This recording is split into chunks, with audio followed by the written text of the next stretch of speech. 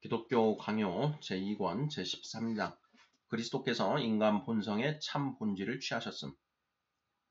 1절 그리스도가 참 사람이신 증거. 그리스도의 신성은 다른 곳에서 분명하고도 확고한 증언들을 통해서 입증한 바 있다. 그러므로 내가 잘못하는 것이 아니라면 여기서 그것을 구태여 다시 논의할 필요는 없을 것이다. 그렇다면 우리에게 남은 일은 그리스도께서 우리의 육체로 옷 입으시고 어떻게 중보자의 직분을 수행하셨는가를 살피는 일일 것이다. 사실 그리스도의 인성의 순전함은 오래전에 이미 마니교도들과 마르키온주의자들이 부인한 바 있었다. 마르키온주의자들은 그리스도의 몸이 그저 그렇게 보였을 뿐이라고 상상했고, 마니교도들은 그리스도께서 천상적인 육체를 부여받으셨다고 꿈꾸었다. 그러나 성경의 수많은 강력한 증언들이 이 둘을 모두 반대하고 있다. 하늘의 씨나 유령 같은 사람에게가 아니라 아브라함과 야곱의 씨에 축복이 있을 것을 약속하고 있기 때문이다. 뿐만 아니라 허공에 뜬 사람이 아니라 다윗의 자손이요 그의 허리에서 난 자에게 영원한 보좌가 약속되고 있는 것이다.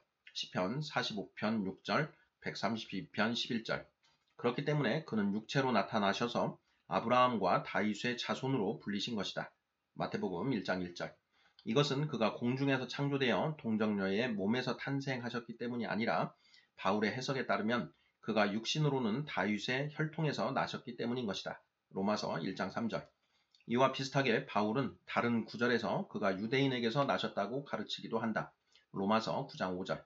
그렇기 때문에 주님 자신은 그냥 사람이라는 이름으로 만족하지 않고 흔히 자기 자신을 가리켜 인자, 사람의 아들이라 부르시며 그리하여 자신이 정말로 인간의 씨에서 난 사람이심을 더욱 분명하게 표현하신 것이다. 성령께서 여러 가지 도구들을 사용하시고 또한 매우 진지하고도 간결하게 이러한 명백한 사실을 선언하셨으니 감히 속임수를 써서 그 사실을 더럽힐 정도로 뻔뻔한 자들이 있을 것을 누가 상상이나 했겠는가. 그런데 증거를 더 모으려고 하면 다른 증언들도 얼마든지 제시할 수가 있다. 예를 들어서 바울은 하나님이 그 아들을 보내사 여자에게서 나게 하셨다고 진술한다. 갈라디아서 4장 4절. 그리고 그리스도께서 주림과 목마름, 추위 등 인간 본성의 연약함을 지니셨다는 다른 증거들이 무수히 나타나고 있다. 우리는 이런 무수한 증거들 가운데서 우리를 참된 신뢰 가운데 세워줄 수 있는 것들을 택해야 한다. 말하자면 다음과 같은 것들이다. 그는 천사들의 본성을 취하실 만큼 그들에 대해 관심을 갖지 않으셨고 오히려 우리의 본성을 취하셨는데 이는 혈과 육을 지니사 죽음을 통하여 죽음의 세력을 잡은 자 곧 마귀를 멸하시려 하심이었다. 히브리서 2장 14절. 또 다른 증거를 들면 우리가 그와 연루된 덕분에 그의 형제들로 인정된다는 것이다. 또한 그가 범사의 형제들과 같이 되심이 마땅하도다. 이는 하나님의 일에 자비하고 신실한 대제사장이 되어 백성의 죄를 속량하려 하심이라. 히브리서 2장 17절. 우리에게 있는 대제사장은 우리의 연약함을 동정하지 못하실 리가 아니시다 등이다. 히브리서 4장 15절. 우리가 조금 앞에서 언급하고 지나간 것도 이 문제와 관련이 있다. 곧 바울이 분명하게 선포하듯이 세상의 죄가 우리의 육체 안에서 속해져야 했다는 것 말이다. 로마서 8장 3절. 그렇기 때문에 아버지께서 그리스도께 부여하신 것은 무엇이든 우리와 관련이 있는 것이다. 왜냐하면 그는 우리의 머리시요 그에게서 온몸이 각 마디를 통하여 도움을 받음으로 연결되기 때문이다. 에베소서 4장 16절. 그렇다. 만일 그렇지 않으면 하나님의 성령을 그에게 한량없이 주신 것은 우리가 다 그의 충만한 데서 받으려 함이라는 진술이 힘을 잃어버리고 말 것이다. 요한복음 3장 34절, 요한복음 1장 16절. 하나님께서 무언가 우연한 은사를 받아 그의 본질이 더 풍성하게 된다는 사고치고 어리석은 것은 없는 것이다. 그렇기 때문에라도 그리스도께서는 친히 다른 곳에서 그들을 위하여 내가 나를 거룩하게 하오니라고 말씀하시는 것이다. 요한복음 17장 19절. 2절 그리스도의 인성에 관한 반론들에 대한 반박. 그들은 그들의 오류를 확증하고자 성경 구절들을 심각하게 왜곡시켜서 제시한다. 그들은 또한 앞에서 내가 입증한 내용을 무너뜨리고자 갖가지 하찮은 논리를 교묘하게 제시하지만 아무것도 이루지 못한다. 마르키오는 그리스도께서 사람들과 같이 되셨고 사람의 모양으로 나타나셨다는 바울의 말씀을 근거로 그리스도께서 사람의 몸이 아니라 유령을 입으신 것이라고 상상한다. 그러나 그는 거기서 바울의 의도를 완전히 무시하고 있는 것이다. 바울은 거기서 그리스도께서 어떤 류의 몸을 취하셨는지를 가르치고자 한 것이 아니었다. 오히려 그는 그리스도께서 그의 신성을 밝히 드러내실 수 있었고 또한 그것이 정당했지만 스스로 낮고 천한 사람으로서 자신을 드러내셨음을 말하고자 한 것이다. 빌립보서 2장 7, 8절. 그리스도의 모범을 제시하여 우리에게 복종할 것을 권고하기 위하여 사도는 그리스도께서 하나님으로서 세상에 직접 자기의 영광을 드러내실 수도 있었으나 자신의 권리를 버리시고 자의로 자신을 비우셨음을 말한 것이다. 그리스도께서는 종의 형상을 취하셨고 그런 비천함으로 만족하셨으며 그의 신성이 육체라는 휘장으로 가려지도록 하신 것이다. 빌립보서 2장 5절 7절. 여기서 바울은 사실 그리스도께서 어떤 식으로 나타나셨는가가 아니라 그가 어떻게 스스로 처신하셨는가를 가르치고 있는 것이다. 전체의 문맥에서도 우리는 그리스도께서 자신을 비우사 참 사람의 본성을 취하셨다는 것을 쉽게 알 수 있다. 잠시 신적인 영광이 비치지 않고 오로지 낮고 천한 상태에 있는 인간의 모습만 드러났다는 뜻이 아니라면 사람의 모양으로 나타나셨다는 말씀은 대체 무슨 뜻이란 말인가? 그리스도께서 육체로는 죽임을 당하시고 영으로는 살리심을 받으셨으니 라는 베드로의 말씀도 베드로전서 3장 18절 인성을 지니신 하나님의 아들께서 연약한 상태에 계시지 않으셨다면 성립이 되지 않는다.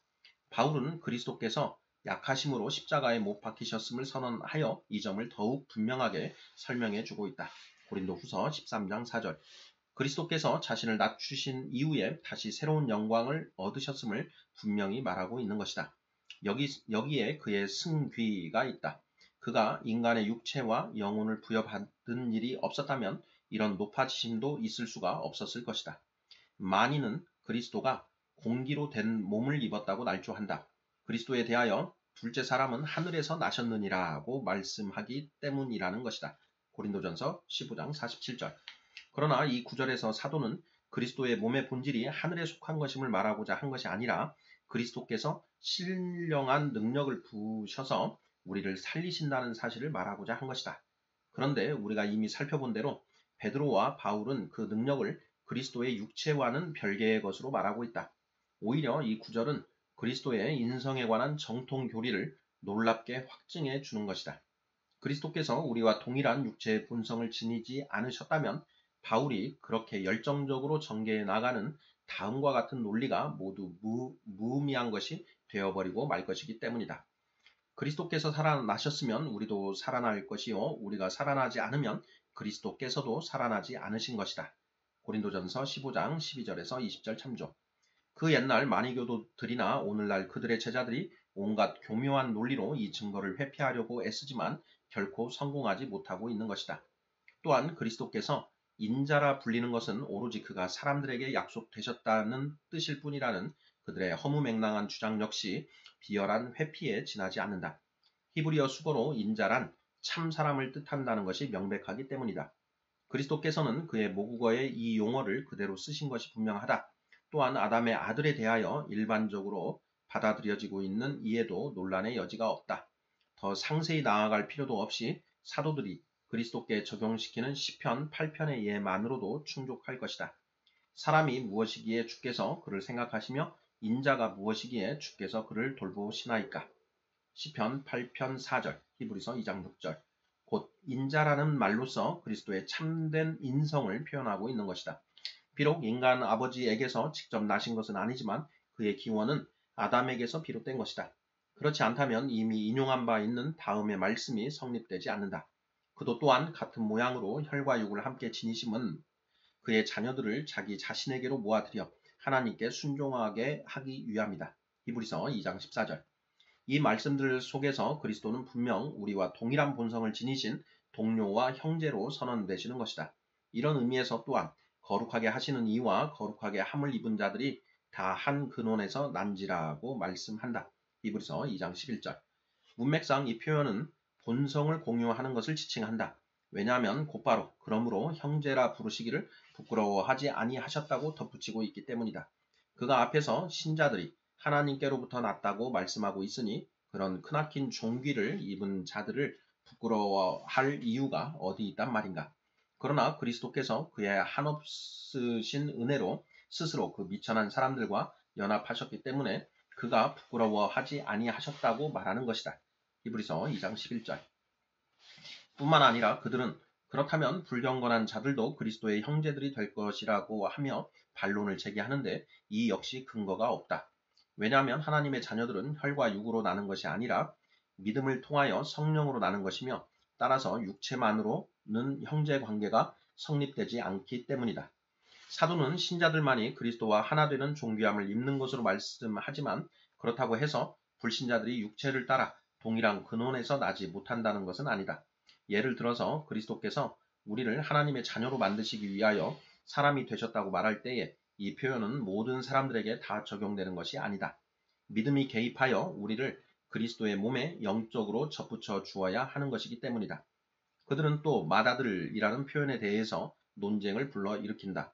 곧 그리스도께서 형제 중에서 맏아들이 되시기 위해서는 처음부터 그가 아담에게서 나셔야만 했다고 주장하는 것이다.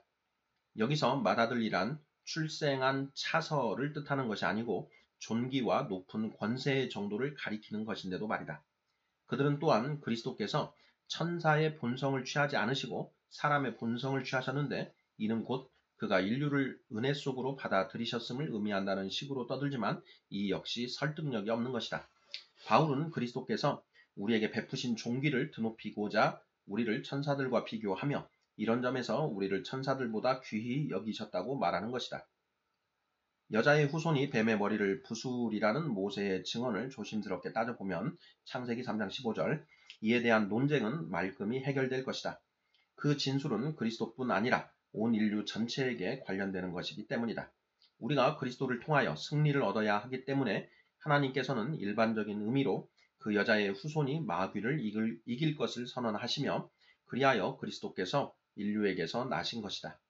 하나님께서 하와에게 그 말씀을 주신 것은 하와로 하여금 절망 가운데 빠지지 않도록 소망을 갖게 하시기 위함이었던 것이다. 3절 동정녀 탄생과 관련한 반론들에 대한 반박. 어리석고도 사악하게 우리의 반대자들은 그리스도를 아브라함의 자손이요 다윗의 몸의 소생이라는 증언들을 풍유로 얽어맨다. 만일 자손이라는 말을 풍유로 사용한 것이라면 바울은 아브라함의 자손 가운데 구속자가 여럿이 아니고 오로지 그리스도 한 분뿐이라고 분명하고도 직설적으로 말할 때에 갈라디아서 3장 16절 그 점에 대해서 침묵을 지키지 않았을 것이다. 그들은 또한 그리스도께서 다윗의 자손이라 불리신 이유는 오직 하나, 그가 약속하신 바 되었고 마침내 자기 때에 나타나셨다는 사실 때문이라고 주장하는데 이 역시 헛된 논리일 뿐이다. 바울은 그를 다윗의 자손이라 부르면서 곧바로 육신으로는 이라는 말을 덧붙임으로써 그리스도의 인성을 지칭하는 것임을 분명하게 보여주고 있는 것이다. 그리하여 9장에서도 그는 그리스도를 찬양을 받으실 하나님이라 부르면서 그가 육신으로 하면 유대인에게서 나셨음을 별도로 말하는 것이다. 로마서 9장 5절. 자, 만일 그리스도께서 참으로 다윗의 자손으로 나지 않으셨다면 그를 가리켜 그 모친의 태중의 아이라고 하는 표현은 전혀 무의미한 것이 되어버리지 않겠는가. 누가복음 1장 42절 참조. 그리고 내 몸의 소생을 내 왕위에 둘지라는 약속은 대체 어떻게 되겠는가. 시편 132편 11절 참조. 그런데 그들은 마태복음의 그리스도의 족보에 대해서도 교묘하게 헛된 논리를 편다. 마태는 마리아의 조상들이 아니라 요셉의 조상들을 열거하고 있다. 마태복음 1장 16절. 마태로서는 그 당시 잘 알려져 있는 일을 언급하는 것이기 때문에 요셉이 다윗의 씨에서 났음을 보여주는 것으로 충분했다. 마리아가 요셉과 같은 가문 출신이라는 것은 이미 명백히 드러나 있는 사실이었기 때문이다. 누가는 이를 한층 더 강조하면서 그리스도께서 베푸시는 구원이 모든 인류에게 해당되는 것임을 가르친다. 구원을 베푸시는 그리스도께서 모든 인류의 공통의 조상인 아담에게서 나셨기 때문이다. 누가복음 3장 38절. 그리스도께서 동정녀에게서 나셨어야만 그가 다윗의 자손이시라는 사실을 족보에서 이끌어낼 수 있다는 것은 나도 인정한다. 그러나 마르키온주의자들은 자기들의 오류를 유장하기 위하여 그리스도께서 무에서 그의 몸을 취하셨다는 것을 입증하기 위하여 여자들에게는 씨가 없다는 식의 오만한 주장을 서슴지 않는다. 이리하여 그들은 자연의 원리마저 뒤집고 있는 것이다. 그러나 이것은 신학적인 문제가 아니다. 그들이 제시하는 논리는 너무나 헛된 것이어서 별 어려움 없이 곧바로 반박할 수가 있다. 그러므로 철학과 의학에 속한 이런 문제들에 대해서는 다루지 않을 것이다. 다만 그들이 성경을 근거로 제시하는 반론들에 대해서 반박하는 것으로 족할 것이다. 그들은 아론과 여호야다가 유다 지파에서 아내를 취하였는데 출애굽기 6장 23절 만일 여자들에게 생육의 씨가 있다면 지파들 간의 구분이 완전히 혼란스러워졌을 것이라고 한다. 그러나 사회 질서와 관련하여 남성의 계보를 따라 혈통을 따지는 것은 이미 충분히 아는 사실이다. 그러나 이처럼 남성이 우위의 지위에 있다고 해서 여자의 씨가 생식의 행위에서 한 몫을 담당한다는 사실을 부인할 수 있는 것은 아닌 것이다. 이러한 해결책은 또한 모든 족보들에게 확대 적용된다. 성경이 인간의 목록을 제시할 때에 남자들만을 거명하는 경우가 허다하다. 그렇다고 해서 과연 여자들은 아무것도 아니라고 말할 수 있겠는가? 아니다. 여자들이 사람이라는 말 속에 포함된다는 것은 어린아이들도 아는 사실이 아닌가? 여자들이 남편들에게 자녀를 낳아준다고 말하는 것은 가족의 이름이 언제나 남자들의 소유이기 때문이다. 자녀들이 그 아버지의 지위에 따라서 존귀하게 대접받기도 하고 비천하게 취급받기도 한다는 사실에서 남성의 우위가 드러난다고 할 수 있다. 이와 반대로 노예들의 경우는 자손은 태를 따른다는 법률가들의 말처럼 어머니의 지위에 따라서 그 자녀의 지위가 인정되는 것이다. 그러므로 우리는 자녀가 어머니의 씨에서 발생하는 것이라고 보지 않을 수가 없다. 또한 어머니들을 가리켜 생산자들이라 부르는 것이 오랫동안 여러 민족들의 공통적인 관습이기도 했었다. 그리고 이러한 사실은 하나님의 법과도 일치한다. 만일 그렇지 않다면 외숙과 진료를 근친간으로 보아 서로 혼인을 금한 그 법이 잘못된 것이 되어 버릴 것이다. 또한 남자가 자기와 아버지가 다른 어머니는 같은 누이와 혼인하는 것이 정당한 것이 되었을 것이다. 여자에게 주어진 힘이 수동적이라는 것은 나도 인정한다. 그러나 나는 남자나 여자나 가리지 않고 모두 그 힘이 수동적이라고 주장한다. 그리스도에 대해서도 그가 여자로 말미암아 나셨다고 말씀하지 않고 여자에게서 나셨다고 말씀하는 것이다. 갈라디아서 4장 4절. 그런데 그들 중에 어떤 자들은 부끄러움도 모르고 방자하게 묻기를 그렇다면 그리스도께서 동정녀의 원령의 씨에서 발생되었다는 뜻이냐고 한다. 이에 대해서 나는 그들에게 그리스도께서 그 어머니의 피와 연합하지 않으셨느냐고 묻고자 한다. 그들도 이 점은 시인할 수밖에 없을 것이다. 그러므로 마태의 말씀에서 우리는 그리스도께서 마리아에게서 나셨으므로 그는 마리아의 씨에서 생산되신 것이며 이는 보아스가 라합에게서 났다고 말하는 것과 유사한 생산을 뜻하는 것임을 알게 된다. 마태복음 1장 5절. 마태는 여기서 동정녀를 그리스도를 나오게 한 하나의 통로로 묘사하지 않고 오히려 그리스도께서 그녀를 통하여 다윗의 자손으로 나셨다고 진술을 함으로써 그 놀라운 생식의 방식을 일상적인 생각과 구별짓고 있는 것이다. 이삭이 아브라함에게서, 솔로몬이 다윗에게서, 요셉이 야곱에게서 나신 것과 동일한 방식으로 그리스도께서도 그의 어머니에게서 나셨다고 말씀하는 것이다. 마태가 그의 말의 순서를 그렇게 정리해 놓고 있는 것이다. 그리스도께서 다윗의 자손이심을 증명하는 것이 유일한 목적이었으므로 그는 그리스도께서 마리아에게서 나셨다는 한 가지 사실로 만족한 것이다. 이로 보건대 마태는 마리아가 요셉과 친척간이었다는 것을 누구나 인정하는 사실로 취급한 것이 분명한 것이다. 4절 그리스도의 죄 없으심에 관한 반론들에 대한 반박. 그들은 온갖 어리석은 논리로 우리를 압도하려 하지만 그것들은 모두가 유치한 비방들에 불과하다. 그들은 만일 그리스도께서 사람들에게서 나셨다면 그것은 그리스도께 수치와 치욕이 될 것이라고 한다. 그렇게 되면 아담의 자손 모두가 한 사람의 예외도 없이 죄 아래에 있다는 것을 포함하여 인간에게 공통적인 모든 원리에서 그리스도께서 제외될 수가 없었을 것이기 때문이라는 것이다. 그러나 바울의 말씀을 비교해 보면 이런 어려움은 곧바로 제거된다. 한 사람으로 말미암아 죄가 세상에 들어오고 죄로 말미암아 사망이 들어왔나니 한 의로운 행위로 말미암아 많은 사람이 의롭다 하심을 받아 생명에 이를 얻느니라. 로마서 5장 12절 18절. 바울의 또 다른 말씀을 비교해도 이와 일치한다. 첫 사람은 땅에서 났으니 흙에 속한 자이거니와 둘째 사람은 하늘에서 나셨느니라. 고린도전서 15장 47절. 사도는 다른 구절에서도 동일한 사실을 가르친다. 곧 그리스도께서 율법의 요구를 이루게 하기 위하여 죄 있는 육신의 모양으로 보내심을 받았다는 것이다. 로마서 8장 3절 4절. 그리하여 바울은 그리스도와 보통 사람을 아주 조리 있게 구별하여 그리스도께서 참 사람이시지만 허물과 부패가 없으심을 말씀하고 있는 것이다. 그러나 그들은 아주 유치하게 떠들어댄다.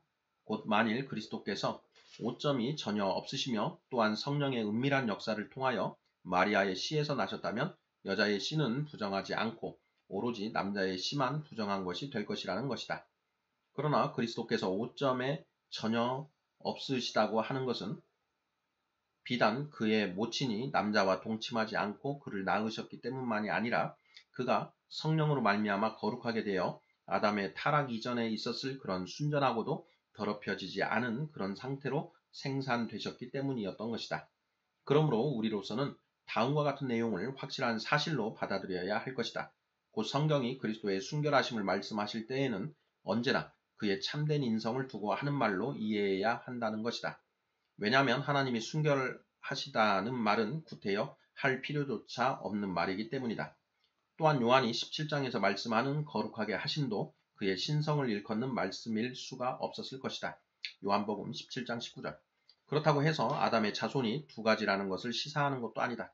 물론 인간의 오염의 상태가 그리스도께 전달되지는 않았으나 그렇다고 해서 인간의 생식 그 자체가 부정하고 악한 것은 아니다. 다만 타락의 결과로 나타난 부수적인 현상일 뿐이다. 그러므로 순전함을 회복하셔야 할 그리스도께서 그런 인류 공통의 부패성을 면하셨다고 해서 전혀 이상할 것이 없는 것이다. 그들은 또한 하나님의 말씀이 육신이 되셨다면 그는 이 땅의 육체라는 좁은 감옥에 갇혀졌을 것이라는 엉뚱한 논리를 제시하지만 이는 그야말로 억지에 불과한 것이다. 측량할 수 없는 본질을 지니신 말씀이 사람의 본성과 연합하여 한 인격이 되셨다 하더라도 우리는 그가 그 속에 갇히게 되었다고는 상상하지 않는다. 여기에 놀라운 사실이 있다. 하나님의 아들이 하늘로부터 내려오셨으나 하늘을 떠나지 않으셨으며 그가 동정녀의 몸에서 나시고 이 땅에서 사시고 또한 십자가에 달리시기를 바라셨으나 그는 태초부터 하셨던 것처럼 언제나 세상을 가득 채우고 계셨던 것이다.